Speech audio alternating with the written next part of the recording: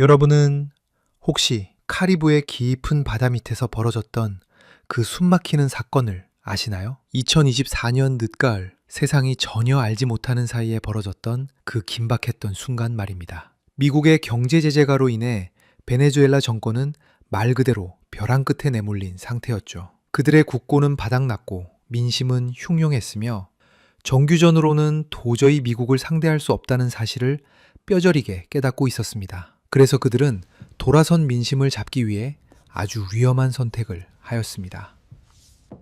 중국과의 은밀한 비밀 협상 끝에 베네수엘라는 공기 불요 추진 체계를 탑재한 최신형 잠수함 2척을 들여왔습니다. 바로 039형, 서방에서는 위안급이라고 부르는 그 잠수함이었죠. 이 잠수함들은 중국 해군이 자랑하는 최신 기술의 결정체였습니다. 디젤 엔진과 배터리만으로는 한계가 있었던 재래식 잠수함의 약점을 공기 불요 추진, 그러니까 스털링 엔진 기술로 극복한 녀석들이었죠. 물속에서 산소 없이도 몇 주씩 잠항할 수 있는 능력, 그것이 바로 이 잠수함들의 가장 무서운 무기였습니다. 폭풍우가 몰아치던 어느 밤이었습니다.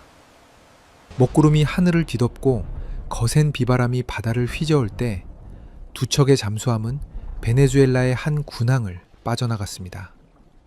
미국의 정찰 위성이 구름 때문에 아무것도 볼 수 없는 그 순간을 노린 거였죠. 함교탑의 해치가 닫히고 벨러스트 탱크에 바닷물이 채워지면서 2척의 강철 괴물은 천천히, 아주 천천히 어둠 속으로 가라앉기 시작했습니다. 그들의 목표는 분명했습니다.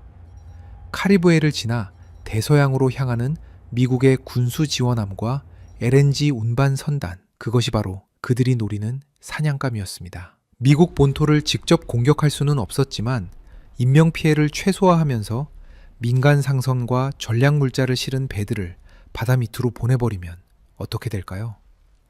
경제적 타격은 물론이고 미국 국민들 사이에 공포가 퍼져나갈 겁니다. 우리 배들이 언제 어디서 어뢰에 맞을지 모른다는 그 두려움 말이죠. 2척의 잠수함은 깊은 곳으로, 더 깊은 곳으로 내려갔습니다. 수심 200m, 300m를 지나 400m 깊이까지 잠항했죠. 그곳에는 수온 약층이라는 게 있습니다. 물의 온도가 급격하게 변하는 층인데요. 이 층은 마치 소리를 반사하는 거울 같은 역할을 합니다. 적의 소나 탐지파가 이 층에 부딪히면 튕겨나가 버리는 곳이었습니다. 그러니까 이 수온 약층 아래에 숨어 있으면 위에서 아무리 찾아봐도 잘 안 보이는 곳이었습니다. 베네수엘라 잠수함의 함장들은 숙련된 사냥꾼처럼 인내심을 발휘했습니다. 모든 불필요한 장비의 전원을 껐고 승무원들에게는 최소한의 움직임만 허용했습니다.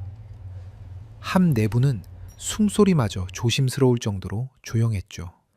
스크류는 가장 느린 속도로만 회전했고 그마저도 간헐적으로만 작동시켰습니다. 그들은 기다렸습니다. 마치 먹이가 지나가기를 기다리는 심해의 아귀처럼 숨을 죽이고 가만히 기다렸습니다.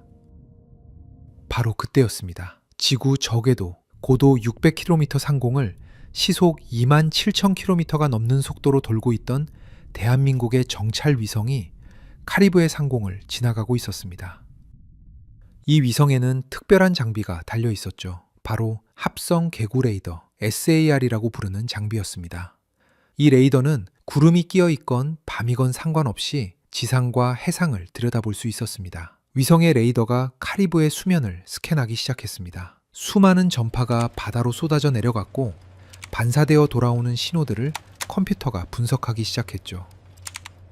대부분은 평범한 파도였고 지나가는 상선들의 항적이었고 자연스러운 해류의 흐름이었습니다. 그런데 뭔가 이상한 게 포착됐습니다. 해수면에 아주 미세한, 정말 미세한 V자 형태의 파동이 보였습니다. 켈빈 파동이라고 부르는 이 현상은 물속에 잠긴 물체가 움직일 때 수면에 남기는 흔적입니다. 그런데 이 파동의 패턴이 심상치 않았어요.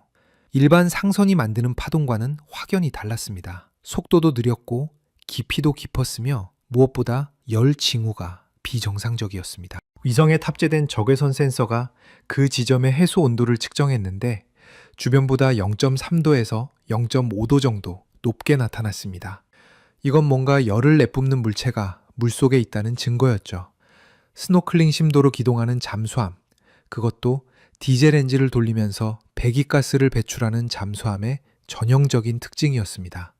위성이 수집한 데이터는 즉시 지상으로 전송됐습니다. 대한민국 국방정보본부의 지하 벙커, 그곳의 대형 스크린에 카리브해 지도가 떴고 수상한 2개의 붉은 점이 깜빡이기 시작했습니다. 당직 분석관이 재빨리 인공지능 분석 시스템에 데이터를 입력했죠. 시스템은 몇 초 만에 결론을 내렸습니다. 잠수함 2척, 추정 배수량 2,000에서 3,000톤급, 현재 속도 약 넉노트, 진행 방향 북서쪽. 그리고 가장 중요한 정보가 하나 더 있었습니다. 이 좌표가 미국 상선단의 예상 경로와 정확히 겹친다는 사실이었습니다. 분석관은 즉시 상급자에게 보고했고 몇 분 후 청와대 국가안보실과 국방부에 긴급 보고가 올라갔습니다. 한국 정부는 주한미군 사령부를 펜타곤의 직통 핫라인으로 이 정보를 전달했죠. 워싱턴의 국방부 상황실에서는 즉각 비상이 걸렸습니다. 미 해군 사령부는 재빨리 움직였습니다. 카리브해를 담당하는 제4함대 사령부에 긴급 지시가 떨어졌고 가장 가까운 곳에 있는 구축함들에게 최대 속도로 해당 해역으로 향하라는 명령이 내려졌습니다. 하지만 문제가 있었습니다. 가장 가까운 알레이버크급 구축함도 현재 위치에서 그곳까지 최소 넉 시간은 걸린다는 게 문제였죠. 게다가 당시 카리브해에는 허리케인 하나가 형성되고 있었습니다. 미 해군 함정들 중 일부는 이 허리케인을 피해 남쪽으로 우회 기동 중이었고 또 다른 일부는 전혀 다른 해역에서 마약 밀수 단속 작전을 수행하고 있었습니다. 설상가상으로 미국의 상선단이 베네수엘라 잠수함의 어뢰 사정권 안에 들어가는 시간은 불과 1시간 뒤였습니다.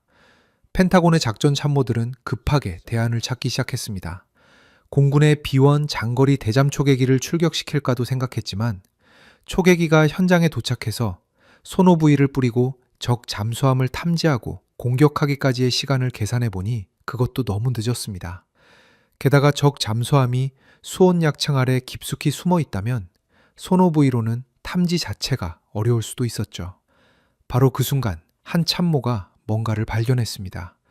실시간 해상작전 현황판을 보던 그의 눈에 카리브해 남동쪽 심해구역에 표시된 작은 파란색 아이콘 하나가 들어왔습니다. 그는 그 아이콘을 클릭했고 화면에 함정 정보가 떴습니다. KSS 도산 안창호, 대한민국 해군 3,000톤급 디젤 잠수함, 현재 임무는 단독 심해자망 훈련 및 차세대 소나 시스템 성능 시험, 현재 위치는 베네수엘라 잠수함으로부터 약 40해리 떨어진 지점. 참모는 즉시 상관에게 보고했습니다. 미 합참의장은 곧바로 주한미군 사령관을 통해 한국 합참의장에게 긴급 연락을 취했죠. 상황을 보고받은 한국 정부는 즉각 결단을 내렸습니다. 도산 안창호함에 교전 수칙 변경 명령을 하달한 겁니다. 심해 어딘가에서 조용히 훈련 중이던 도산 안창호함의 통신실에 초저주파 신호가 수신되기 시작했습니다. ELF 통신, 그러니까 극초장파 통신은 바닷속 깊은 곳까지 도달할 수 있는 유일한 통신 수단이었죠. 신호는 느리게, 아주 느리게 들어왔습니다. 1분에 겨우 몇 글자씩 전송되는 이 답답한 통신 방식이었지만 지금으로서는 이것밖에 방법이 없었습니다. 통신 당직 사관이 하나하나 글자를 받아 적었습니다. 암호화된 메시지였죠. 그는 재빨리 암호책을 꺼내 해독을 시작했습니다. 손이 떨렸습니다. 이런 긴급 통신은 훈련 중에도 본 적이 없었거든요. 해독된 메시지의 내용은 간결했지만 그 무게는 엄청났습니다. 교전 수칙 변경, 적성 세력 무력화 승인, 좌표 북위 15도 32분, 서경 68도 45분, 목표는 베네수엘라 소속 추정 잠수함 2척, 미국 민간 선박 보호 임무 즉각 실행. 통신사관은 이 메시지를 함장에게 전달했습니다. 함장은 메시지를 읽고 또 읽었습니다. 이건 훈련이 아니었습니다. 진짜였습니다. 실제 교전 명령이었죠. 함장은 침착하게 전투 배치를 명령했습니다. 함내 비상벨이 조용히 그러나 긴박하게 울렸습니다. 쉬고 있던 승무원들이 각자의 전투 위치로 뛰어갔죠. 누구 하나 소리 내지 않았습니다. 그들은 훈련받은 대로 마치 유령처럼 조용히 움직였습니다. 함장은 부함장과 작전장교를 불렀습니다. 그들은 전자해도 위에 표시된 적의 위치와 아군의 위치, 그리고 미국 상선단의 예상 항로를 함께 들여다봤습니다. 거리는 약 40해리, 그러니까 74km 정도 떨어져 있었습니다. 적들은 북서쪽으로 천천히 이동 중이었고 아군은 남동쪽에 있었죠. 함장이 입을 열었습니다. 완전 침묵 모드로 전환하라고, 목표 지점까지 최대 은밀 속도로 기동하라고 명령했죠. 부함장이 복창했고 작전 장교가 항법 장교에게 최적 항로를 계산하라고 지시했습니다. 도산 안창호함의 심장부에서는 조용한 변화가 일어나기 시작했습니다. 디젤 엔진이 완전히 정지됐습니다. 대신 연료전지 시스템이 가동되기 시작했죠. 이 시스템은 세계 최고 수준의 정숙성을 자랑했습니다. 수소와 산소를 화학 반응시켜 전기를 만드는 이 장치는 움직이는 부품이 거의 없었고 따라서 소음도 거의 발생하지 않았습니다. 함 전체가 유령처럼 변해갔습니다. 모든 불필요한 펌프가 멈췄고 환기장치도 최소한으로만 작동했습니다. 승무원들은 고무 밑창 신발을 신고 발소리를 죽였죠. 식당에서는 조리를 중단했고 화장실 사용도 제한됐습니다. 물 흐르는 소리조차 적에게 들릴 수 있었으니까요. 함은 천천히, 정말 천천히 목표 지점을 향해 움직이기 시작했습니다. 속도는 넉노트, 시속으로 치면 7km 정도밖에 안 됐습니다. 사람이 빠르게 걷는 속도보다 조금 빠른 정도였죠. 하지만 이 속도가 최선이었습니다. 더 빨리 가면 스크류 소음이 커지고 물살을 가르는 소리도 커질 테니까요. 도산 안창호함의 소나실에서는 최고의 전문가들이 바다의 소리를 듣고 있었습니다. 선측 배열소나 측면에 길게 늘어선 수많은 수중 청음기들이 사방에서 들려오는 소리를 주워 담았습니다. 컴퓨터가 이 소리들을 분석했죠. 파도 소리, 물고기 떼가 헤엄치는 소리, 멀리서 들려오는 상선의 엔진 소리, 고래의 울음소리, 수많은 소리들이 섞여 있었습니다. 소나 요원은 헤드폰을 끼고 집중했습니다. 그의 귀는 오랜 훈련으로 단련된 최고의 도구였죠. 그리고 들렸습니다. 아주 희미하게, 정말 희미하게 들리는 기계음이었습니다. 규칙적인 저주파 진동, 그것은 스크류가 물을 밀어내며 만드는 소리였습니다. 방위는 315도, 거리는 추정 30해리, 소나 요원이 보고했습니다. 수동 소나 접촉, 잠수함으로 추정되는 목표물 하나 포착. 함장이 물었습니다. 확신하느냐고. 소나 요원이 대답했습니다. 90% 이상 확신한다고. 이 소리는 분명 스크류 소리라고. 잠시 후 또 다른 소리가 포착됐습니다. 첫 번째 목표물로부터 약 5해리 떨어진 곳에서 들려오는 비슷한 소리였죠. 두 번째 잠수함이었습니다. 함장은 고개를 끄덕였습니다. 정보가 정확했다는 걸 확인한 겁니다. 베네수엘라 잠수함 2척. 그들은 지금 사냥감을 기다리며 느릿느릿 배회하고 있었습니다. 도산 안창호함은 계속 접근했습니다. 30해리가 25해리가 됐고 20해리가 됐고 15해리가 됐습니다. 거리가 가까워질수록 적의 소리는 더 선명해졌죠. 소나실의 컴퓨터가 적 잠수함의 음향 특성을 분석하기 시작했습니다. 스크린 알개의 개수, 회전 속도, 엔진의 종류, 함체의 크기, 모든 정보가 데이터베이스와 대조됐습니다. 결론이 나왔습니다. 중국제 0390 디젤 잠수함, 확률 95%. 함장은 작전을 구상하기 시작했습니다. 적은 2척, 아군은 1척. 적들은 서로 약 5해리 간격을 유지하며 느리게 움직이고 있었습니다.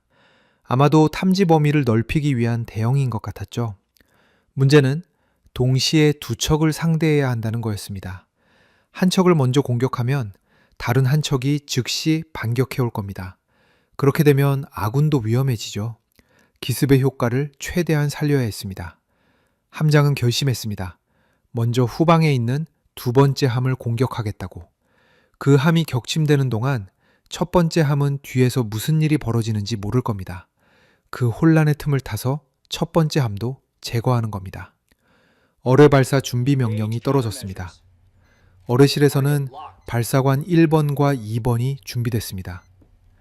1번 발사관에는 범상어 중어뢰가 장전돼 있었죠. 이 어뢰는 대한민국이 독자 개발한 최신형 유도 어뢰였습니다. 범상어는 238kg의 고성능 폭약을 탑재하고 있었습니다. 속도는 최대 55노트까지 낼 수 있었고 사정거리는 20km가 넘었죠. 무엇보다 중요한 건 유선 유도 방식이었습니다. 어뢰 뒤쪽에 연결된 가느다란 광섬유 케이블을 통해 어뢰를 원격 조정할 수 있었거든요. 발사관의 외부 해치가 조용히 열렸습니다. 바닷물이 발사관 안으로 천천히 채워졌죠. 압력을 맞추는 겁니다. 발사관 내부 압력과 외부 바다의 압력이 같아지면 어뢰를 발사할 수 있습니다. 모든 준비가 끝났습니다. 함장이 명령했습니다. 1번 발사관, 발사! 압축 공기가 발사관 안으로 조용히 밀려 들어갔습니다. 범상어 어뢰가 발사관을 빠져나가는 순간 물을 밀어내는 아주 작은 소리만 났을 뿐이었죠. 어뢰는 마치 살아있는 생명체처럼 바닷속을 미끄러지듯 헤엄쳐 나갔습니다. 어뢰실의 유도 통제 콘솔에서는 광섬유 케이블이 계속 풀려나가고 있었습니다. 이 가느다란 케이블은 어뢰와 모함을 연결하는 생명줄이었습니다. 케이블을 통해 어뢰의 센서가 보는 모든 정보가 실시간으로 전송됐고 반대로 함에서 보내는 조종 명령도 빛의 속도로 어뢰에 전달됐죠. 어뢰 유도 사관이 조이스틱을 섬세하게 조작했습니다. 화면에는 어뢰의 소나가 포착한 수중 음향 지형이 실시간으로 그려지고 있었습니다. 그는 어뢰를 목표물의 정확히 후방으로 유도했습니다. 잠수함의 가장 취약한 곳, 바로 스크류와 방향타가 있는 한미 부분을 노리는 겁니다. 범상어는 수심 300m 깊이에서 조용히, 정말 조용히 접근했습니다. 속도는 30노트로 제한했습니다. 더 빠르게 가면 어뢰 자체의 소음이 커져서 적에게 들릴 수 있었으니까요. 거리가 좁혀지기 시작했습니다. 5,000m, 4,000m, 3,000m. 베네수엘라 2번 함의 소나실에서는 아무것도 포착하지 못하고 있었습니다. 그들의 소나는 전방과 측면만 집중적으로 감시하고 있었죠. 후방은 상대적으로 소홀했습니다. 설마 자기들 뒤에 적이 있을 거라고는 생각도 못했던 겁니다. 범상어가 목표물로부터 2,000m 지점까지 접근했습니다. 이제 적 잠수함의 형체가 어뢰의 수동 소나에 뚜렷하게 잡혔습니다. 긴 원통형 선체, 그 뒤쪽에서 천천히 회전하는 7개의 날을 가진 스크류, 그리고 십자 모양의 방향타까지 모든 게 보였습니다. 도산 안창호함의 함장이 결심했습니다. 이제 충분히 가까워졌다고 판단한 겁니다. 그는 어뢰 유도 사관에게 명령했습니다. 유도선 절단, 능동 모드 전환. 유도 사관이 버튼을 눌렀습니다. 어뢰와 모함을 연결하던 광섬유 케이블이 끊어졌고 범상어는 이제 스스로 판단하고 움직이는 독립된 사냥꾼이 됐습니다. 어뢰 내부의 컴퓨터가 작동을 시작했죠. 그리고 범상어의 능동 소나가 켜졌습니다. 핑! 강력한 고주파 음파가 사방으로 퍼져나갔습니다. 이 소리는 물속을 빠르게 전파되며 모든 물체에 부딪혀 반사됐죠. 반사된 음파를 분석하면 목표물의 정확한 위치와 형태, 속도를 알 수 있습니다. 베네수엘라 2번 함의 소나실에서 경보음이 울렸습니다. 소나 요원이 비명을 질렀습니다. 능동 소나 탐지, 방위 180도, 거리 2000m, 고속으로 접근 중. 함장이 고함쳤습니다. 어뢰다. 우현 급선회, 비상구상, 기만체 발사. 하지만 이미 늦었습니다. 발견된 순간부터 이미 끝난 거나 다름없었죠. 베네수엘라 잠수함은 필사적으로 방향을 틀기 시작했습니다. 방향타가 최대 각도로 꺾였고 스크류가 미친 듯이 회전했습니다. 함체가 크게 기울며 우현으로 선회하기 시작했죠. 동시에 한미에서 기만체가 발사됐습니다. 작은 장치가 바닷속으로 튀어나가며 요란한 소음과 기포를 만들어냈습니다. 어뢰를 속이기 위한 미끼였죠. 하지만 범상어는 속지 않았습니다. 어뢰의 인공지능은 진짜 목표물과 가짜 미끼를 구별할 수 있었습니다. 목표물의 크기, 자기장 색이, 음향 특성을 종합적으로 분석해서 말이죠. 범상어는 기만체를 무시하고 계속 진짜 잠수함을 향해 돌진했습니다. 적 잠수함이 급선회하는 동안 범상어도 따라서 방향을 바꿨습니다. 어뢰의 유도핀이 움직이며 궤적을 수정했죠.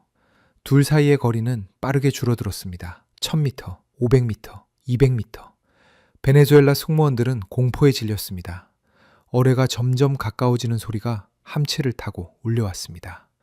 쉬. 날카롭고 섬뜩한 소리였죠. 누군가 기도를 중얼거렸고 누군가는 가족의 이름을 불렀습니다. 충돌 30초 전 범상어의 신관이 작동 준비를 시작했습니다. 238kg의 고성능 폭약이 언제든 터질 준비를 마쳤죠. 충돌 10초 전 어뢰는 최종 목표 지점을 확정했습니다. 적 잠수함의 한미, 정확히 스크릴축과 압력 선체가 만나는 지점이었습니다. 그리고 충돌했습니다. 범상어의 탄두가 적 잠수함의 선체에 박혔습니다. 순간 세상이 멈춘 것 같았죠. 그리고 폭발했습니다. 238kg의 폭약이 일순간에 폭발하며 엄청난 에너지를 방출했습니다. 수중에서의 폭발은 공기 중에서보다 훨씬 파괴적입니다. 물은 압축이 거의 안 되기 때문에 폭발 에너지가 사방으로 그대로 전달되거든요. 충격파가 잠수함의 선체를 감타했습니다. 두께 10mm의 강철판이 종이처럼 찢어졌죠. 압력 선체에 거대한 구멍이 뚫렸고 바닷물이 미친 듯이 쏟아져 들어오기 시작했습니다. 한미 구획이 순식간에 침수됐습니다. 그곳에 있던 승무원들은 비명을 지를 틈도 없이 물에 휩쓸렸죠.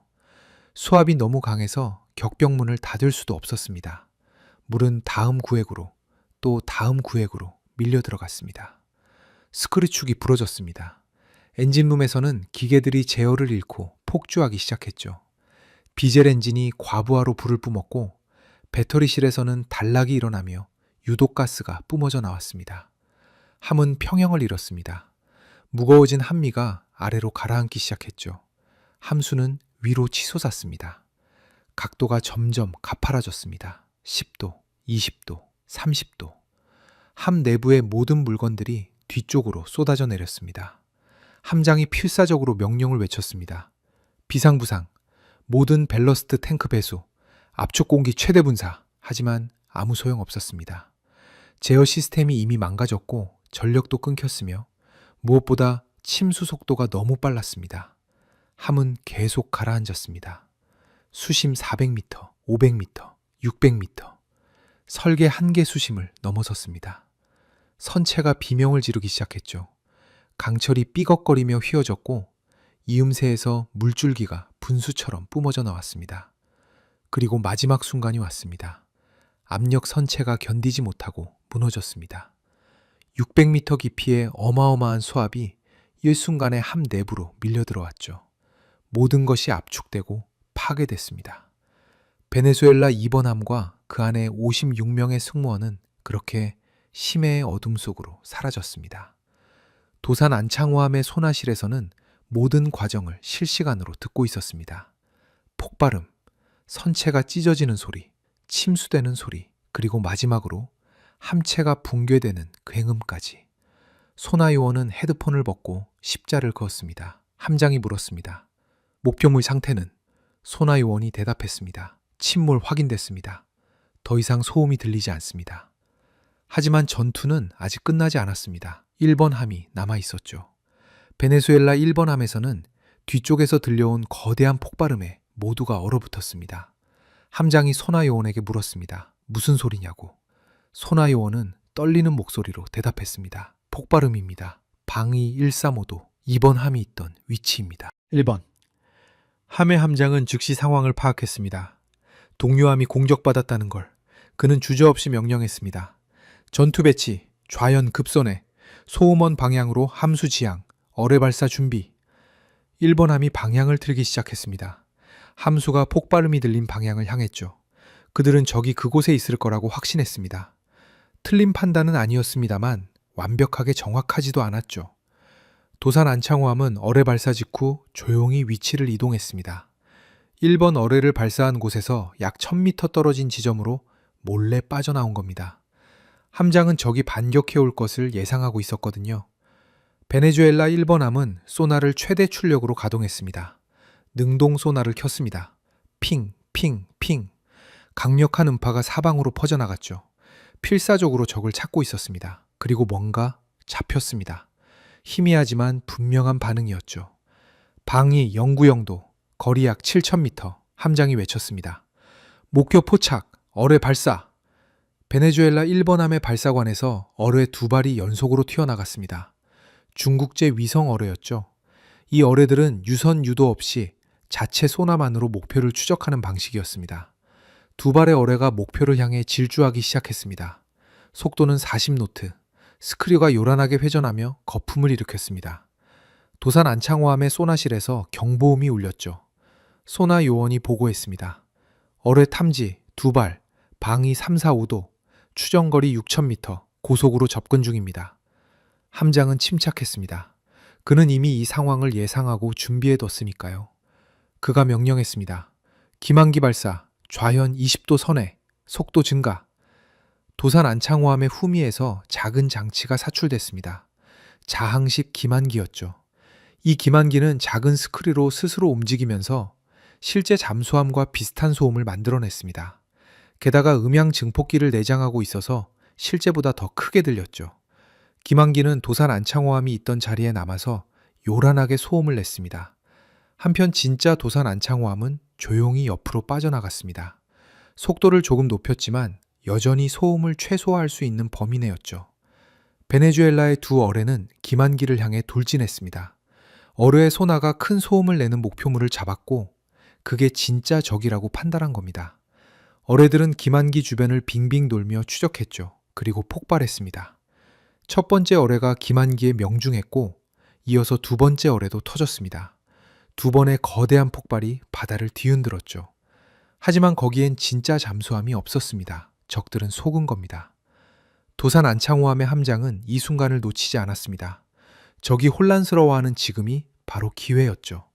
그는 명령했습니다. 2번, 발사관, 발사! 2번째 범상어 어뢰가 조용히 발사관을 빠져나갔습니다. 이번에는 유선 유도 없이 바로 능동 모드로 설정됐습니다. 목표까지의 거리가 충분히 가까웠거든요. 어뢰가 발사되자마자 능동 소나를 폈습니다. 핑!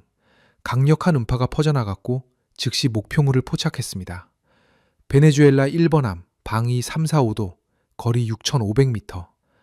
범상어는 전속력으로 돌진하기 시작했습니다. 속도 55노트, 물을 가르며 미친 듯이 달렸죠. 목표까지의 거리가 빠르게 줄어들었습니다. 베네수엘라 1번함에서는 또다시 경보음이 울렸습니다. 소나 요원이 비명을 질렀습니다. 또 다른 어뢰, 방위 160도, 거리 6,000m, 초고속으로 접근 중입니다. 함장은 패닉에 빠졌습니다. 방금 전 어뢰 2발을 쏴서 목표를 명중시켰다고 생각했는데 또 다른 어뢰가 날아오고 있었습니다. 그것도 정반대 방향에서. 적이 2척인가? 아니면 움직인 건가? 그는 판단을 내려야 했습니다. 회피 기동을 할까? 아니면 반격할까? 하지만 이미 발사할 수 있는 어뢰가 없었습니다. 모든 어뢰를 방금 전에 다 쐈거든요. 재장전하려면 최소 10분은 걸렸죠. 함장이 외쳤습니다. 비상 심도, 급속 자망, 최대 속력. 1번함은 아래로 내려가며 도망치려 했습니다. 하지만 범상어는 더 빨랐습니다. 5,000m, 4,000m, 3,000m. 범상어가 무서운 속도로 쫓아왔습니다.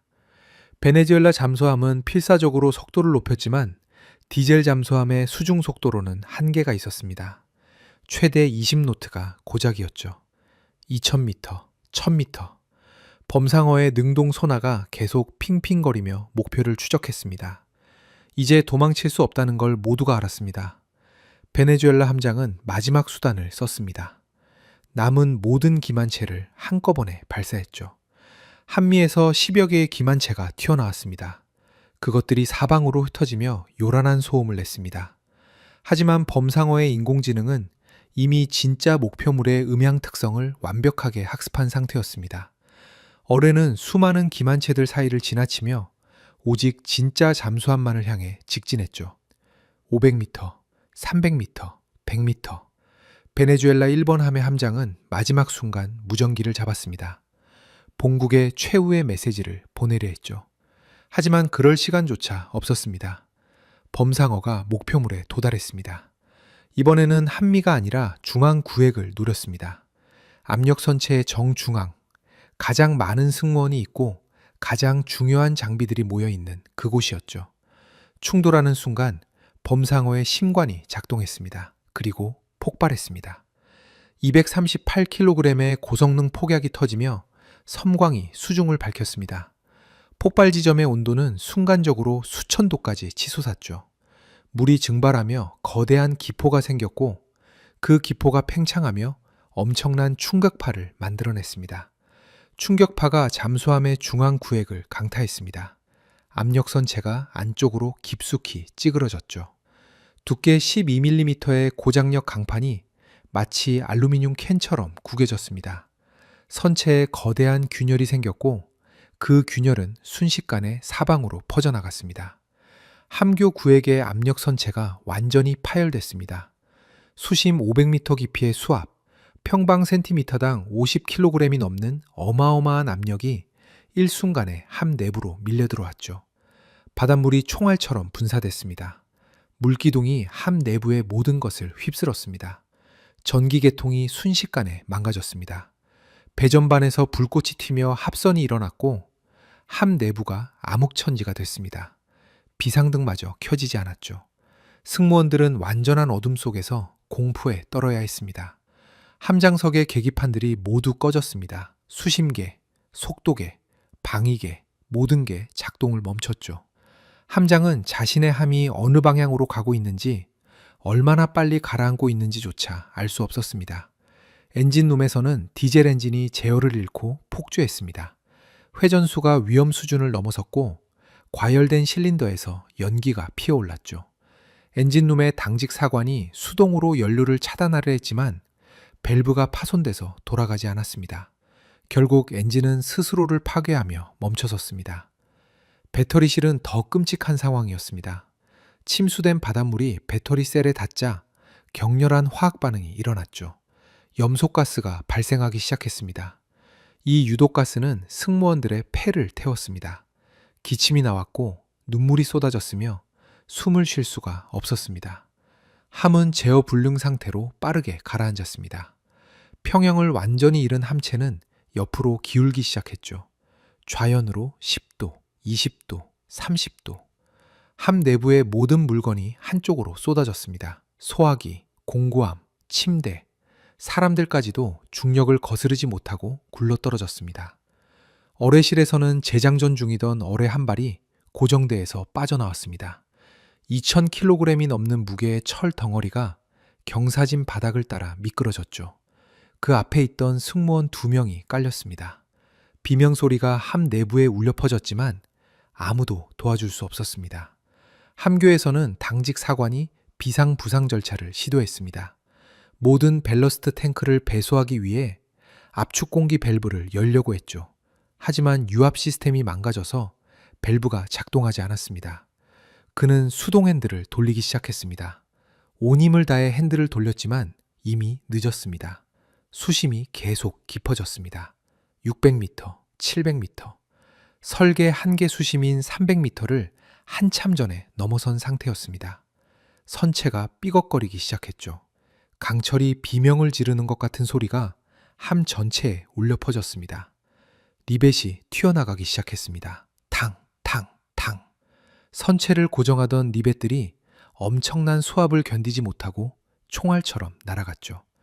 리벳 구멍에서 물줄기가 분수처럼 뿜어져 나왔습니다. 처음에는 연필 굵기의 물줄기였지만 점점 굵어지며 팔뚝만큼 굵어졌습니다. 승무원들은 필사적으로 물을 막으려 했습니다. 나무 쐐기를 받고 천을 틀어막고 손으로 막아보기도 했죠. 하지만 수압 앞에서는 아무 소용 없었습니다. 물은 계속해서 쏟아져 들어왔습니다. 함의 기울기가 45도를 넘어섰습니다. 이제 함은 거의 옆으로 누운 상태였죠. 중력의 방향이 바뀌었습니다. 승무원들은 벽에 매달리듯 버텨야 했습니다.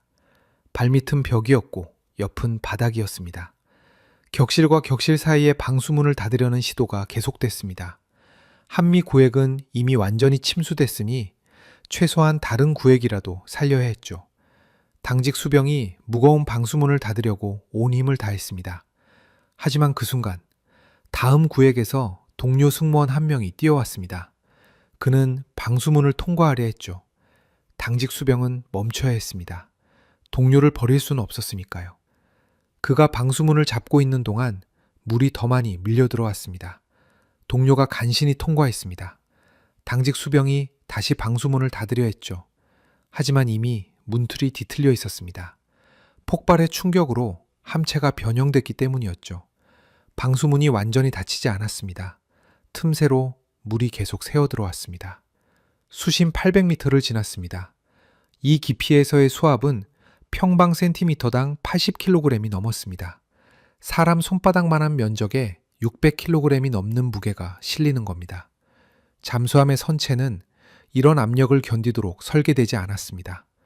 압력 선체의 원통형 구조가 찌그러지기 시작했습니다. 완벽한 원이었던 단면이 타원형으로 변했죠. 그러자 강도가 급격히 떨어졌습니다. 구조역학의 기본 원리였습니다. 원통형 구조는 원형을 유지할 때 가장 강하거든요. 함교 구획 천장에 균열이 생겼습니다. 가느다란 금이 쭉 갔죠. 그 금에서 물방울이 떨어지기 시작했습니다. 한 방울, 두 방울. 그러다가 갑자기 금이 벌어지며 물줄기가 쏟아졌습니다. 함장은 모든 것이 끝났다는 걸 알았습니다. 그는 마지막으로 승무원들을 바라봤습니다. 젊은 얼굴들이었죠. 20도 안 된 수병들, 30대 초반의 부사관들, 40대의 장교들. 그들 모두 두려움에 떨고 있었지만 아무도 비겁하게 굴지 않았습니다. 함장이 입을 열었습니다. 목소리는 침착했지만 속으로는 무너지고 있었죠. 그는 승무원들에게 말했습니다. 각자 편한 자세를 취하라고, 가족을 생각하라고, 고통은 길지 않을 거라고. 누군가 노래를 부르기 시작했습니다. 베네수엘라 국가였죠. 떨리는 목소리였지만 곧 다른 이들도 함께 불렀습니다. 침몰하는 함 안에서 어둠 속에서 그들은 마지막까지 함께 했습니다. 수심 900m에서 결정적인 순간이 왔습니다. 압력 선체가 더 이상 견디지 못했습니다. 중앙 구획의 천장이 무너지기 시작했죠. 강철판이 안쪽으로 휘어지더니 갑자기 펑 하고 터졌습니다. 바닷물이 폭포처럼 쏟아져 내렸습니다.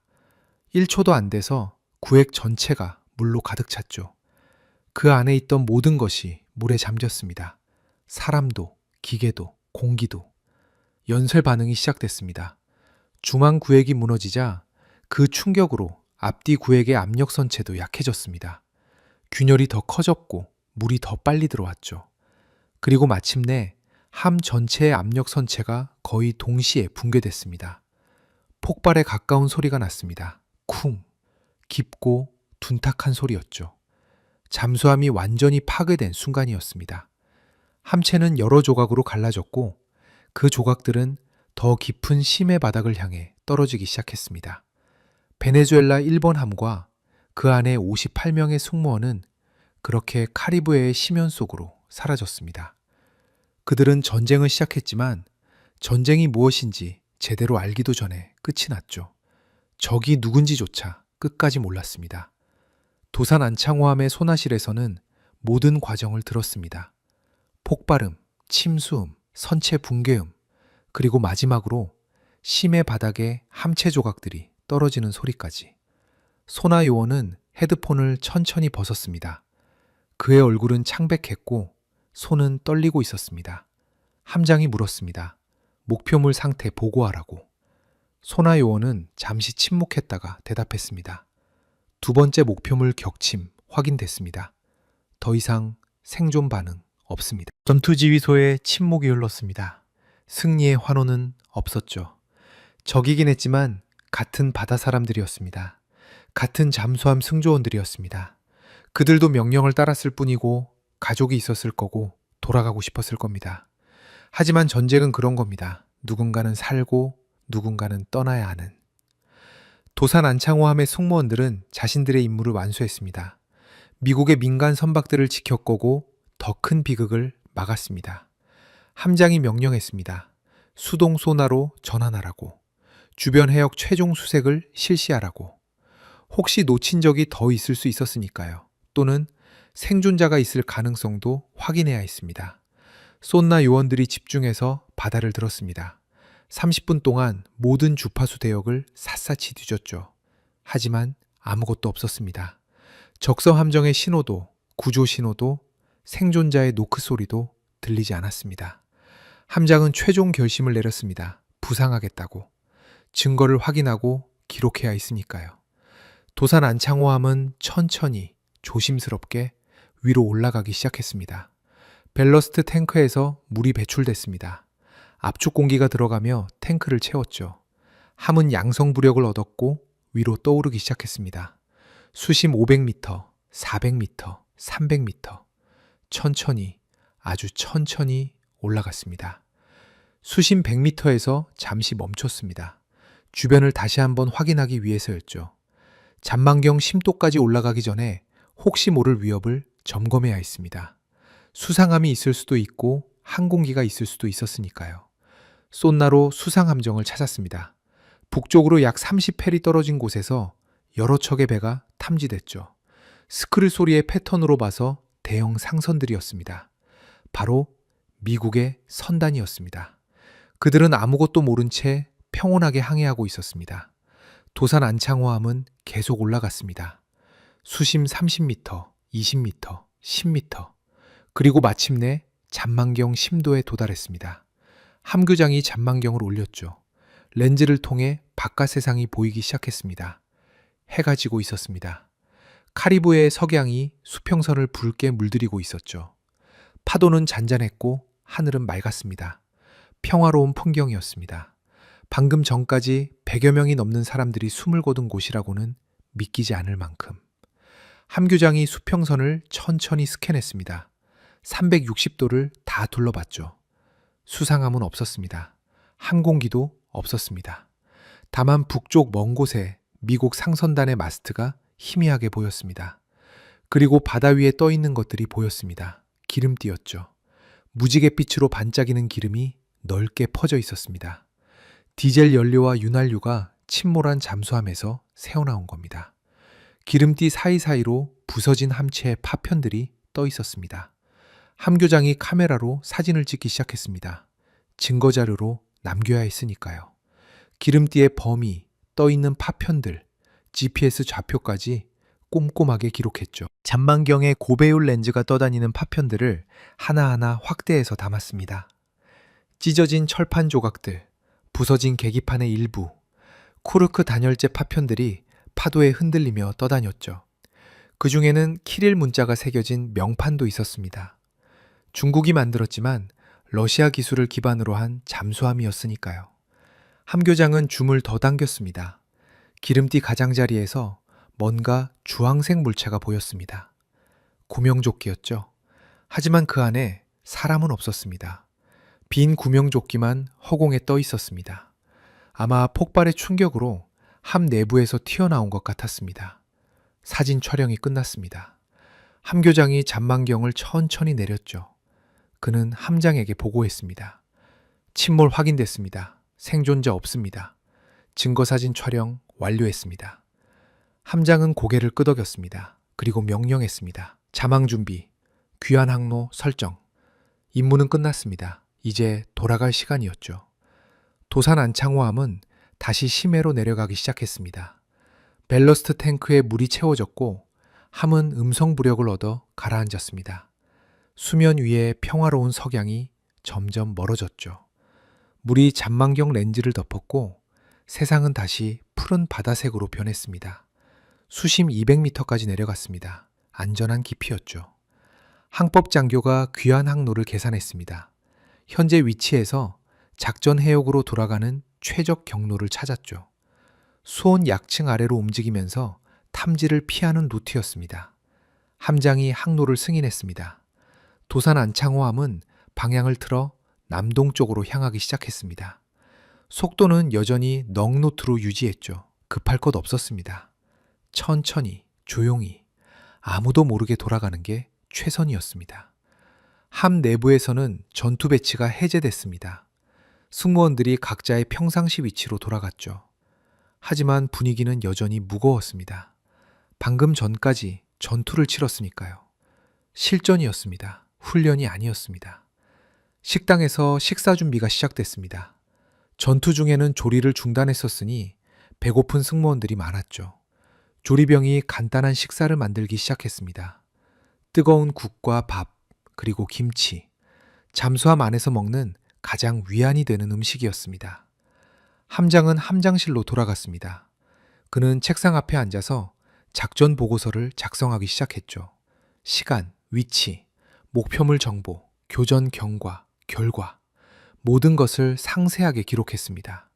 이 보고서는 최고 기밀로 분류될 것이고 아마 수십 년 동안 세상에 공개되지 않을 겁니다. 보고서를 쓰면서 함장은 생각했습니다. 오늘 일어난 일이 과연 옳았는가? 100명이 넘는 사람들이 목숨을 잃었습니다. 적이긴 했지만 그들도 누군가의 아들이었고 남편이었고 아버지였을 겁니다. 하지만 다른 선택이 있었을까요? 만약 도산 안창호함이 개입하지 않았다면 베네수엘라 잠수함들은 미국 상선단을 공격했을 겁니다. 그러면 수백 명, 어쩌면 수천 명의 민간인이 바다에 빠졌을 겁니다. 전쟁은 더 커졌을 거고 더 많은 사람이 희생됐을 겁니다. 함장은 펜을 내려놓았습니다. 정답은 없었습니다. 전쟁에는 정답이 없습니다. 다만 최선의 선택만 있을 뿐이죠. 그리고 그는 최선을 다했습니다. 자신의 승무원들을 지켰고 무고한 민간인들을 보호했습니다. 그 시각 수천 킬로미터 떨어진 워싱턴의 펜타곤에서는 긴급회의가 열리고 있었습니다. 미 해군 작전사령관, 정보국장, 합참 차장이 모였죠. 테이블 위에는 도산 안창호함이 전송한 암호화된 보고서가 놓여 있었습니다. 작전사령관이 보고서를 읽고 또 읽었습니다. 그리고 천천히 고개를 들었죠. 그의 표정은 복잡했습니다. 안도, 감사, 그리고 약간의 부러움이 섞여 있었습니다. 정보국장이 입을 열었습니다.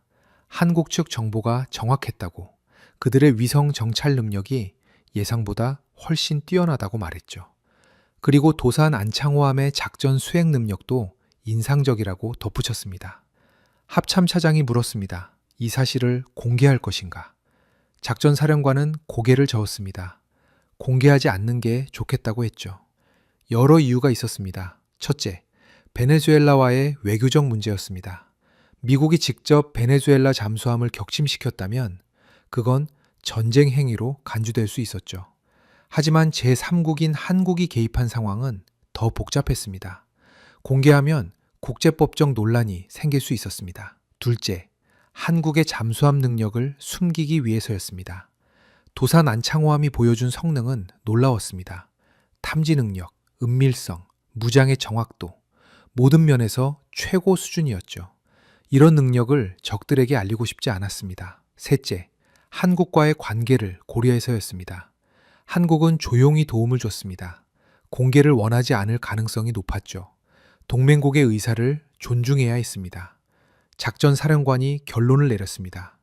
이 사건은 원인 불명의 해상 사고로 처리하겠다고, 베네수엘라 잠수함 두 척이 훈련 중 사고로 침몰했다고 발표하겠다고 했죠. 한국 측과도 이미 협의했다고 덧붙였습니다. 회의가 끝났습니다. 참석자들은 서류를 챙겨서 나갔죠. 이 회의록은 최고 기밀로 분류됐고 참석자들은 함구 서약을 했습니다. 이 이야기는 아마 수십 년 동안 세상에 알려지지 않을 겁니다. 한편 카리브해 상공에서는 미 해군의 피식 대잠 초계기가 현장에 도착했습니다. 늦었지만 그래도 확인은 해야 했으니까요. 초계기는 고도를 낮추며 기름띠가 있는 지점으로 날아갔습니다. 기장이 조종관을 잡고 천천히 선회했습니다. 뒤쪽 화물칸에서는 전술 조정관과 소나 요원들이 장비를 작동시켰죠. 자기 탐지기를 내렸습니다. 바다 밑에 가라앉은 금속 덩어리를 찾기 위해서였습니다. 탐지기가 반응을 보였습니다. 해저 약 900m 깊이에서 큰 금속 물체 2개가 탐지됐죠. 위치는 약 7해리 떨어져 있었습니다. 의심할 여지 없이 침몰한 잠수함들이었습니다. 전술 조정관이 좌표를 기록했습니다. 그리고 본부에 보고했죠. 목표물 2개 침몰 확인, 생존자 없음, 해상잔해 소량 확인. 본부에서는 수고했다는 답신을 보냈습니다. 그리고 귀환하라고 명령했습니다. 초계기는 고도를 높이며 현장을 떠났습니다. 엔진 소리가 점점 멀어졌고 다시 바다는 조용해졌습니다. 석양이 완전히 지고 어둠이 내렸죠. 별들이 하나둘 나타나기 시작했습니다. 기름띠는 천천히 퍼져나갔습니다. 파도와 해류에 밀려 점점 넓게 흩어졌죠. 며칠 후면 완전히 사라질 겁니다. 바다는 모든 흔적을 지워버릴 겁니다. 그리고 이곳에서 무슨 일이 있었는지 아무도 모를 겁니다. 도산 안창호함은 계속 남동쪽으로 항해했습니다. 이틀 후면 원래 작전 해역으로 돌아갈 예정이었죠. 거기서 다시 훈련을 재개할 겁니다. 마치 아무 일도 없었던 것처럼. 함 내부에서는 일상이 계속됐습니다.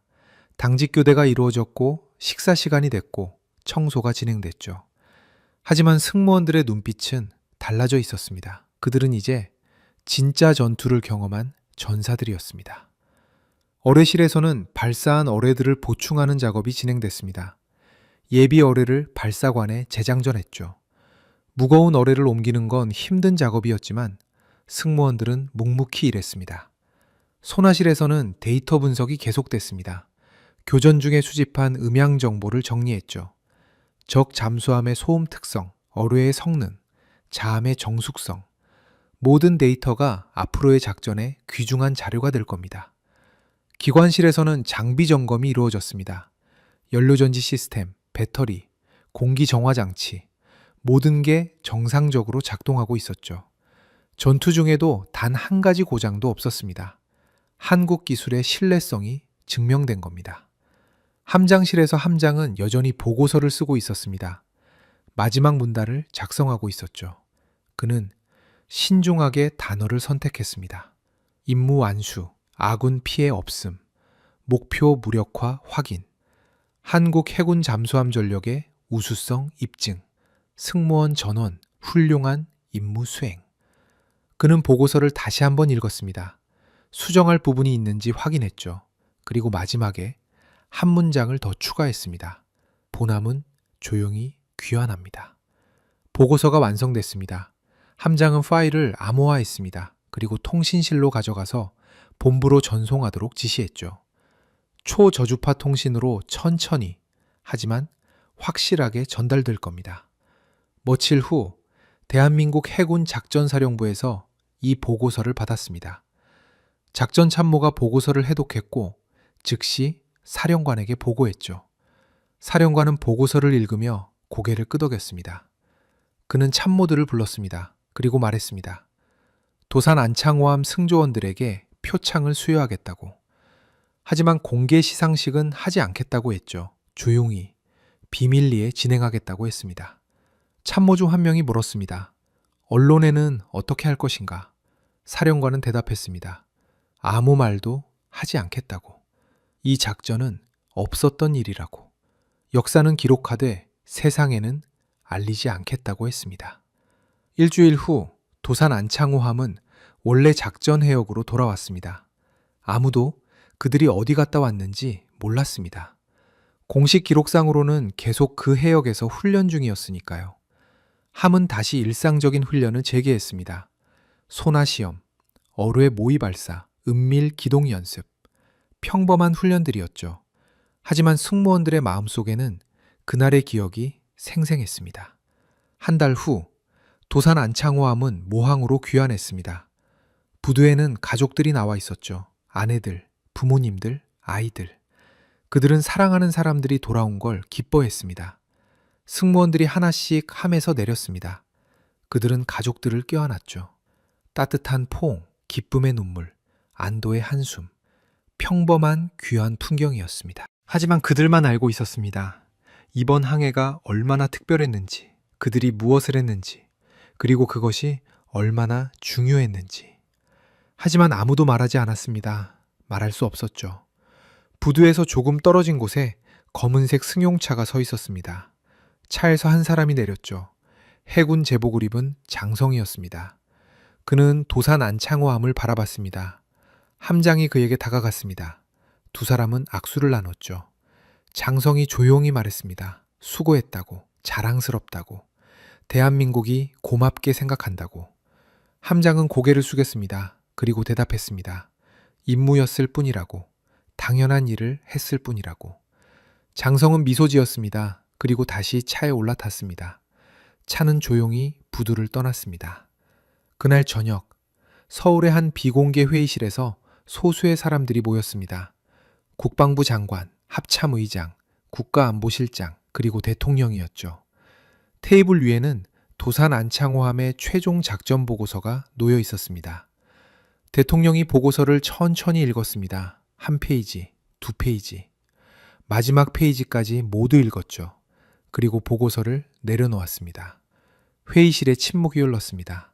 국방부 장관이 입을 열었습니다. 작전은 완벽하게 수행됐다고 보고했죠. 아군 피해는 전무했고 목표는 정확히 무력화됐으며 미국 민간 선박 수백 명의 생명을 구했다고 설명했습니다. 합참의장이 덧붙였습니다. 이번 작전으로 대한민국 잠수함 전력의 실전 능력이 입증됐다고 말했죠. 도산 안창호함의 성능, 특히 정숙성과 센서 능력은 세계 최고 수준임이 확인됐다고 했습니다. 국가안보실장이 외교적 측면을 설명했습니다. 미국 측과 긴밀히 협의했다고, 양국 모두 이 사건을 비공개로 처리하기로 합의했다고 보고했죠. 베네수엘라 정부에는 잠수함 2척이 훈련 중 기술적 결함으로 침몰했다는 통보만 갔다고 했습니다. 대통령이 물었습니다. 베네수엘라는 의심하지 않는가? 안보실장이 대답했습니다. 의심은 하겠지만 증거가 없다고. 잔해는 수심 900m 깊이에 있어서 인양이 거의 불가능하다고 했죠. 대통령이 다시 물었습니다. 국제사회의 반응은 어떤가? 안보실장이 답했습니다. 대부분의 국가들은 이 사건을 단순 사고로 받아들이고 있다고. 일부 언론에서 음모론이 나오긴 하지만 구체적 증거가 없어서 큰 이슈가 되지 않고 있다고 보고했습니다. 대통령은 고개를 끄덕였습니다. 그리고 승무원들에 대해 물었죠. 그들의 사기는 어떤가? 심리적 충격은 없는가? 국방부 장관이 대답했습니다. 승무원들은 모두 전문적으로 임무를 수행했다고, 귀환 후 심리 상담을 실시했는데 큰 문제는 없다고 보고했죠. 다만 일부 젊은 승조원들은 처음 겪는 실전이라 약간의 충격이 있었지만 동료들과 상급자들의 지원으로 잘 극복하고 있다고 덧붙였습니다. 대통령이 말했습니다. 승무원들을 잘 돌봐주라고. 그들은 영웅이라고. 비록 세상에 알지 못하는 영웅이지만 나라는 결코 잊지 않을 것이라고 했습니다. 합참의장이 표창에 대해 보고했습니다. 함장에게는 화랑무공 훈장을, 주요 지휘관들에게는 충무무공 훈장을, 전 승조원에게는 각급 포상을 수여할 예정이라고 했죠. 다만 시상식은 비공개로 진행하겠다고 덧붙였습니다. 대통령이 승인했습니다. 그리고 한 가지를 더 지시했죠. 이번 작전의 교훈을 정리해서 해군의 교리에 반영하라고.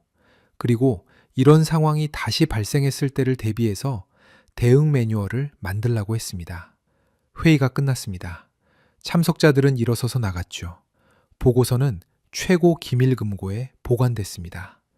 이 이야기는 아마 20, 30년 후 기밀이 해제될 때까지 세상에 알려지지 않을 겁니다. 한편 대서양 건너 베네수엘라의 수도 카라카스에서는 비통한 분위기가 감돌고 있었습니다. 해군 사령부에는 가족들이 모여들었죠. 잠수함 승조원들의 아내들, 부모들, 자녀들이었습니다. 그들은 울부짖었습니다. 남편이, 아들이, 아버지가 돌아오지 않을 거라는 사실을 받아들일 수 없었죠. 해군 측에서는 공식적으로 기술적 결함으로 인한 침몰이라고 발표했지만 가족들은 뭔가 다른 일이 있었다고 느꼈습니다. 베네수엘라 해군 정보부에서는 비밀리에 조사를 진행했습니다. 하지만 증거가 없었죠. 잔해는 너무 깊은 곳에 있었고 목격자도 없었으며 위성사진도 명확하지 않았습니다. 다만 의심만 있을 뿐이었습니다. 정보부장이 보고서를 작성했습니다. 가능성 하나, 기술적 결함으로 인한 사고. 가능성 둘, 미국의 공격. 가능성 셋, 제3국의 개입. 하지만 어느 것도 확신할 수 없다고 결론지었습니다. 베네수엘라 정부는 공식적으로는 사고로 결론지었습니다. 하지만 내부적으로는 군사 모험주의를 재검토하기 시작했죠. 잠수함 2척을 한순간에 잃었고 100명이 넘는 숙련된 승조원들을 잃었습니다. 손실이 너무 컸습니다. 그로부터 몇 달 후 베네수엘라는 미국과 비공식 협상을 시작했습니다. 긴장 완화를 논의하기 시작했죠. 카리브해에서의 그 사건이 계기가 됐는지는 공식적으로 밝혀지지 않았지만 타이밍이 묘하게 일치했습니다. 같은 시각 중국 베이징의 국방부에서도 회의가 열리고 있었습니다. 그들이 수출한 잠수함 2척이 실전에서 격침됐다는 사실이 충격이었죠. 어떻게 격침됐는지 누가 했는지도 명확하지 않았습니다. 중국 해군 분석관들은 가능한 시나리오들을 검토했습니다. 미국의 최신형 버지니아급 잠수함일 가능성, 수상함에서 발사한 대잠 로켓일 가능성, 항공기의 공격일 가능성, 여러 가설들이 나왔죠. 하지만 한 분석관이 다른 가능성을 제시했습니다. 한국의 개입 가능성이었죠. 그 해역에 한국 잠수함이 있었다는 정황이 포착됐다는 겁니다. 다만 확실한 증거는 없었습니다. 중국 해군 수뇌부는 이 가능성을 심각하게 받아들였습니다. 한국의 잠수함 기술이 예상보다 훨씬 앞서 있을 수 있다는 거였죠. 그들은 한국 잠수함에 대한 정보 수집을 강화하기로 결정했습니다. 몇 주 후 동중국해에서 중국 해군의 대잠 훈련이 대대적으로 실시됐습니다. 표면적으로는 정기 훈련이었지만 실제로는 한국형 잠수함을 탐지하는 방법을 연구하는 훈련이었죠. 하지만 쉽지 않았습니다. 한편 도산 안창호함은 다시 평범한 일상으로 돌아갔습니다. 정기 정비를 받았고 새로운 승조원들이 합류했으며 훈련을 계속했죠. 겉으로 보기에는 평범한 잠수함이었습니다. 하지만 함 내부 어딘가 승조원들만 아는 곳에 작은 명판이 하나 걸렸습니다. 날짜와 좌표만 적혀 있었죠. 2024년 11월 23일, 북위 15도 32분, 서경 68도 45분. 아무도 그 의미를 물어보지 않았습니다. 물어볼 필요도 없었죠. 함장의 개인 사물함에는 작은 사진 한 장이 보관됐습니다. 석양이 지는 카리브해, 그 위에 떠 있는 기름띠를 찍은 사진이었죠. 그는 가끔 그 사진을 꺼내봤습니다. 그리고 조용히 기도했습니다. 바다 밑에 잠든 이들의 영혼을 위해서. 어뢰실의 한 선임 부사관은 공책에 뭔가를 적었습니다. 그날의 기록이었죠. 어뢰 발사 시각, 명중 시각, 자신이 느낀 것들. 공식 기록에는 남지 않을 개인적인 기억들이었습니다. 그는 이 공책을 평생 간직할 작정이었습니다. 손아실의 한 병장은 헤드폰을 쓸 때마다 그날의 소리를 떠올렸습니다. 적 잠수함의 스크릴 소리, 어뢰가 날아가는 소리, 폭발음, 그리고 침몰하는 소리. 그 소리들은 평생 그의 귀에 남을 겁니다. 조리실의 한 상병은 그날 저녁 만든 식사를 기억했습니다. 전투가 끝난 후 처음 먹은 따뜻한 밥이었죠. 모두들 말없이 먹었지만 그 침묵 속에 많은 감정이 담겨 있었습니다. 안도, 피로, 슬픔, 그리고 동료애. 몇 달이 지났습니다. 도산 안창호함은 또 다른 작전항해를 떠났습니다. 이번에는 정말로 평범한 훈련이었죠. 동해에서 대잠전 훈련을 실시했습니다. 훈련 중에 젊은 수병 하나가 물었습니다. 실전은 어떤가요? 선임 부사관이 대답했습니다. 훈련과는 다르다고, 긴장감이 완전히 다르다고. 하지만 훈련을 열심히 하면 실전에서도 해낼 수 있다고 말했죠. 젊은 수병이 다시 물었습니다. 선임님은 실전을 해보셨어요? 부사관은 잠시 침묵했습니다. 그리고 대답했습니다. 그건 말할 수 없다고. 하지만 항상 준비돼 있어야 한다고. 언제 어디서 무슨 일이 일어날지 모르니까. 젊은 수병은 고개를 끄덕였습니다. 그는 선임의 눈빛에서 뭔가를 읽었습니다. 경험에서 나오는 무게감을 느꼈죠. 그는 더 열심히 훈련하기로 마음먹었습니다. 1년이 지났습니다. 카리브해의 그 사건은 점점 잊혀져 갔습니다. 세상 사람들은 그런 일이 있었는지조차 몰랐죠. 언론에는 단 한 줄의 기사도 나지 않았습니다. 하지만 일부 사람들은 기억하고 있었습니다. 도산 안창호함의 승조원들, 대한민국 해군 수뇌부, 청와대의 몇몇 사람들, 그리고 펜타곤의 일부 장성들. 그들은 그날을 잊지 않았습니다. 미국 해군대학에서는 이 사건이 비공개 살해 연구로 활용됐습니다. 물론 국가명과 함정명은 모두 가명으로 처리됐죠. A국 잠수함이 B국 잠수함 2척을 격침시킨 사례로 분석됐습니다. 연구 결과는 흥미로웠습니다. 첫째, 정보 자산의 중요성이었죠. 위성 정찰이 없었다면 적을 발견하지 못했을 겁니다. 둘째, 동맹국 간 협력의 가치였습니다. 미국 혼자서는 시간 내에 대응할 수 없었을 거였죠. 셋째, 잠수함의 정숙성과 센서 능력이 승패를 결정했습니다. 도산 안창호함은 적보다 먼저 발견했고 적보다 조용했으며 적보다 정확했습니다. 그 차이가 생사를 갈랐죠. 넷째, 승조원의 훈련도와 침착함이었습니다. 실전 상황에서도 매뉴얼대로 움직였고 당황하지 않았으며 최선의 판단을 내렸습니다. 이것이 바로 프로페셔널리즘이었죠. 대한민국 해군에서도 내부적으로 이 작전을 분석했습니다. 교훈을 도출해서 교범에 반영했죠. 특히 대잠전 교리가 대폭 업데이트됐습니다. 해군대학의 한 강의실에서 교관이 학생들에게 물었습니다. 여러분이라면 어떻게 하겠습니까? 적이 두 척이고 아군은 한 척이며 시간이 촉박한 상황에서 한 생도가 손을 들었습니다. 먼저 기습의 효과를 극대화하겠다고, 적이 아군을 인지하기 전에 첫 번째 목표를 제거하겠다고 대답했죠. 교관이 고개를 끄덕였습니다. 정답이라고. 실제로도 그렇게 했다고 말했습니다. 다른 생도가 물었습니다. 그 작전은 실제 사례인가요? 교관은 미소 지었습니다. 그리고 대답했습니다. 가상 시나리오라고. 하지만 충분히 일어날 수 있는 상황이라고 말했죠. 생도들은 고개를 끄덕였습니다. 그들은 언젠가 이런 상황을 실제로 맞닥뜨릴 수도 있다는 걸 알고 있었습니다. 2년이 지났습니다. 국제정세는 계속 변했습니다. 새로운 긴장이 생겼고 오래된 갈등이 해소됐으며 예상치 못한 사건들이 벌어졌죠. 하지만 카리브해의 그 사건은 여전히 비밀로 남아 있었습니다. 어느 날 한 국제 군사 전문지에 짧은 기사가 실렸습니다. 베네수엘라가 잠수함 도입을 포기했다는 내용이었죠. 2년 전 두 척을 잃은 후 더 이상 잠수함 운용이 부담스럽다는 게 이유였습니다. 기사를 쓴 기자는 의문을 제기했습니다. 두 척이 정말 사고로 침몰한 걸까? 너무 우연의 일치가 많지 않은가? 하지만 증거가 없었죠. 그래서 기사는 추측으로만 끝났습니다. 그 기사를 읽은 도산 안창호함의 전직 함장은 쓴웃음을 지었습니다. 그는 이미 예편에서 민간인이 됐자지만 그날의 기억은 생생했죠. 그는 기사를 접고 서랍에 넣었습니다. 언젠가 진실이 밝혀질 날이 올까? 그는 잘 모르겠다고 생각했습니다. 3년이 지났습니다. 도산 안창호함은 여전히 현역이었습니다. 새로운 함장과 새로운 승조원들이 함을 운용하고 있었죠. 그들 중 일부만이 그날의 이야기를 선임들에게 전해들었습니다.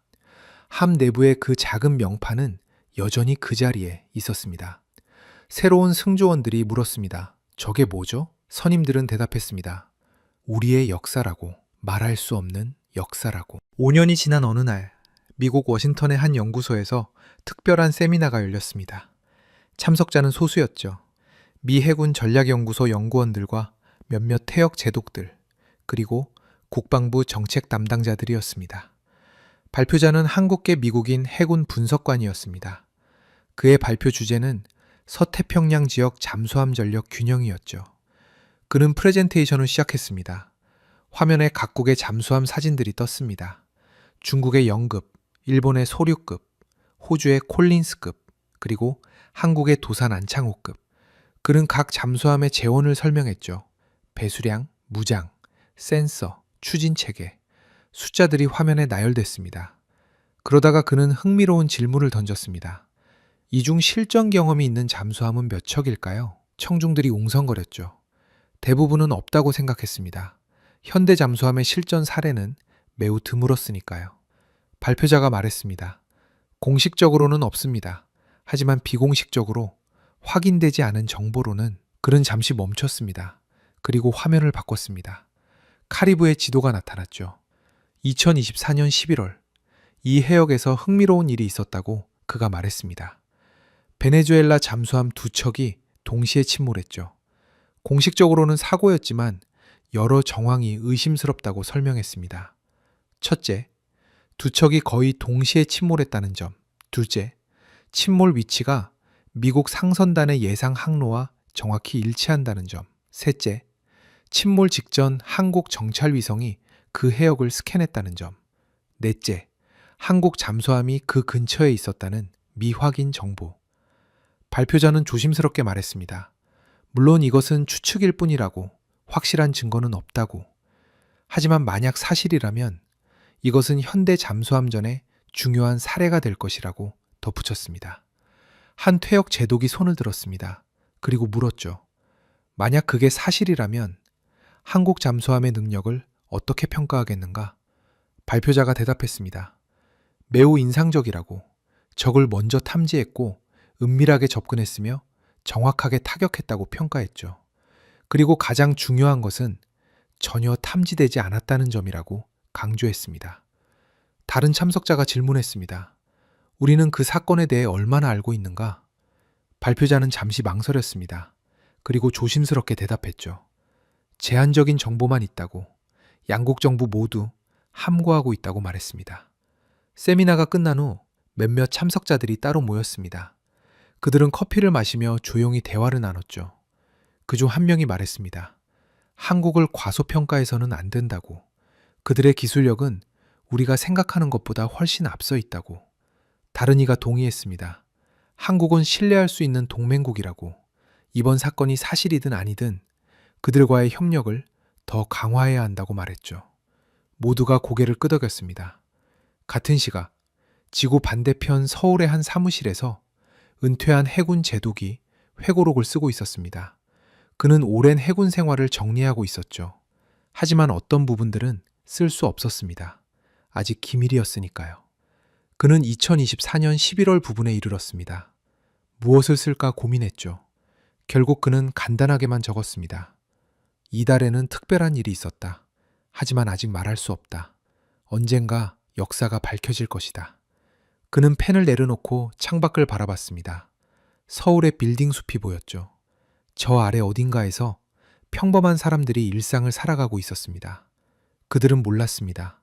누군가가 그들의 평화를 지키기 위해 먼 바다에서 싸웠다는 것을. 7년이 지났습니다. 도산 안창호함은 중간 수명 연장 공사를 받았습니다.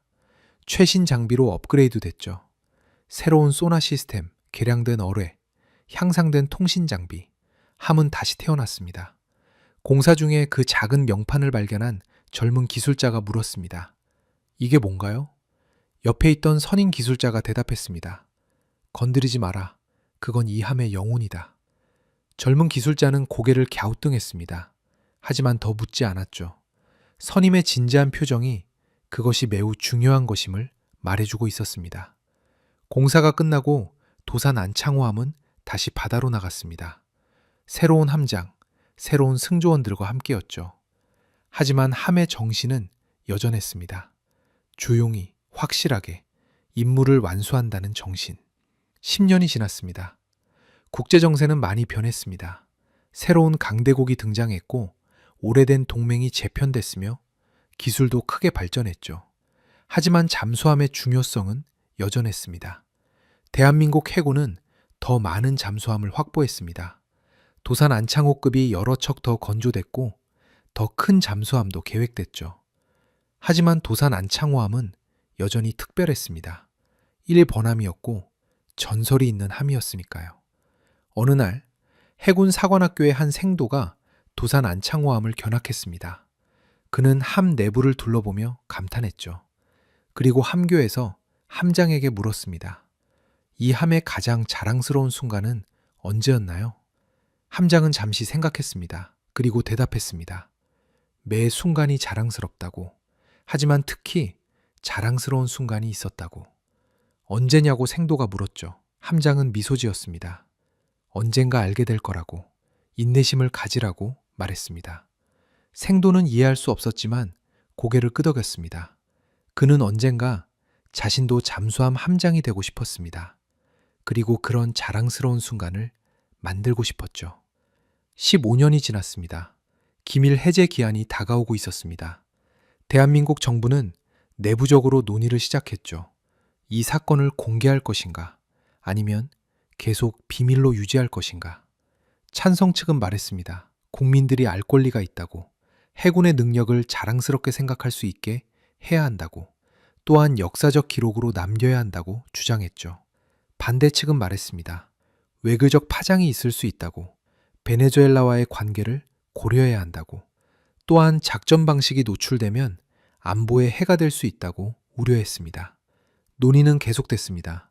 몇 달 동안 회의가 이어졌죠. 역사학자들, 외교관들, 군 인사들이 모두 의견을 냈습니다. 그리고 마침내 결정이 내려졌습니다. 부분 공개하기로 했습니다. 사건의 개요는 공개하되 구체적인 작전 방식과 기술적 세부 사항은 계속 기밀로 유지하기로 했죠. 또한 공개 시기는 조금 더 늦추기로 했습니다. 20년이 지났습니다. 도산 안창호함은 이제 노병이 됐습니다. 여전히 작전 능력은 있었지만 새로운 잠수함들에 비하면 구식이었죠. 퇴역 논의가 시작됐습니다. 하지만 해군은 퇴역식이 끝난 후 옛 승조원들이 따로 모였습니다. 그들은 조용히 술잔을 기울였죠. 바다에 잠든 이들을 위해, 그리고 살아서 돌아온 자신들을 위해. 한 노병이 말했습니다. 우리가 한 일을 자랑스러워해도 되는 거겠죠? 다른 이가 대답했습니다. 물론이라고. 우리는 최선을 다했다고, 후회는 없다고 말했죠. 또 다른 이가 덧붙였습니다. 언젠가 세상이 알게 될 거라고, 우리 손주들이 할아버지가 영웅이었다는 걸 알게 될 거라고. 모두가 고개를 끄덕였습니다. 25년이 지났습니다. 드디어 그날이 왔습니다. 대한민국 국방부는 공식 발표를 했죠. 2024년 카리브해에서 있었던 비밀 작전에 대해. 언론이 들끓었습니다. 뉴스 속보가 터졌고 특집 프로그램이 만들어졌으며 신문 1면을 장식했죠. 사람들은 놀랐습니다. 그런 일이 있었다니. 그것도 25년 동안 비밀이었다니. 전문가들이 분석했습니다. 군사 전문가들은 작전의 우수성을 칭찬했고, 외교 전문가들은 비밀 유지의 필요성을 설명했으며, 역사학자들은 이것이 현대 해전사의 중요한 사례라고 평가했습니다. 일반 국민들의 반응은 다양했습니다. 자랑스럽다는 사람들, 놀랐다는 사람들, 왜 진작 알리지 않았냐는 사람들. 하지만 대부분은 긍정적이었습니다. 해군에 대한 신뢰가 높아졌죠. 국제사회의 반응도 있었습니다. 미국은 공식 성명을 냈습니다.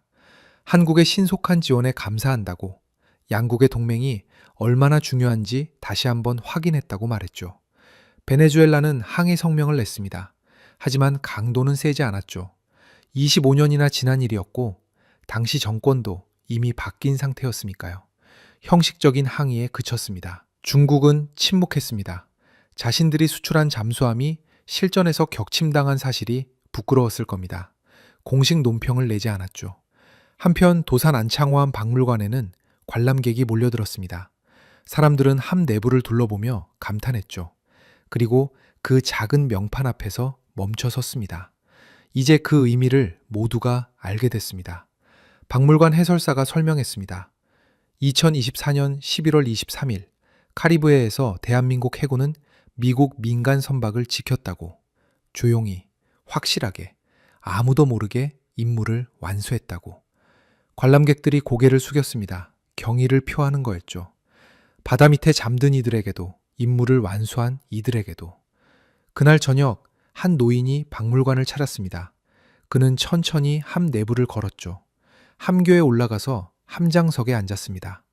25년 전 그가 앉았던 바로 그 자리였습니다. 그는 눈을 감았습니다. 그리고 기억했습니다.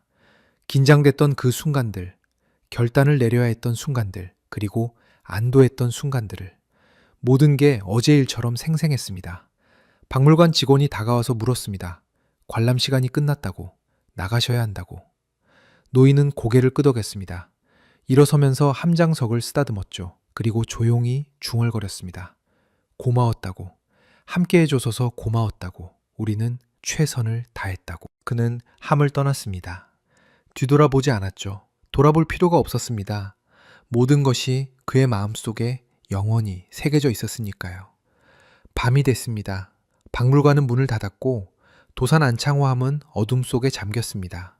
하지만 함은 여전히 거기 있었죠. 조용히, 당당하게, 자신의 역사를 품은 채. 파도 소리가 들렸습니다. 멀리서 들려오는 바다의 숨소리였죠. 그 소리는 함에게 말하는 것 같았습니다. 잘했다고, 자랑스럽다고, 영원히 기억하겠다고.